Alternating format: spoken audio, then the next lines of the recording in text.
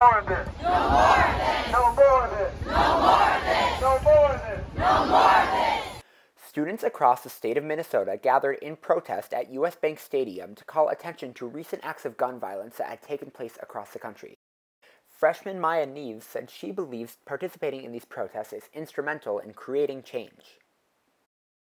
I showed up because I want to be a part of having a change and having a voice, and I think that this is a good way to do so. Park parent Liba Zweibaum-Herman said she aims to ensure student voices are being heard, especially in light of the fact that students are most affected by these recent tragedies. I hope to accomplish that these children feel lifted up. They all, several times in the car, said, "Thank you for taking me. Thank you for taking me, for letting our voices be heard." I asked a couple of them in the car, I said, "How many of you have ever been to a rally before, ever had your voices be heard?" I told them it was messed up, that we have to, and it was a blessing that we could. And I'm excited that they're here, seeing that they're part of a community of change makers, that their voices are being heard, seeing kids speak, seeing politicians speak, knowing they're part of something and they have an opportunity to make a difference. Because of the rise of school shootings across the country, Neves said she has become more aware of how safe she is at Park.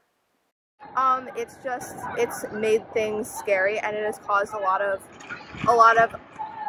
not necessary deaths, and it has caused me to be more aware and more scared of going to school and things like that. Despite being made emotional by the varying age of students in attendance, Zweibaum-Herman said she was glad to see that there were other adults in attendance that were prioritizing student activism.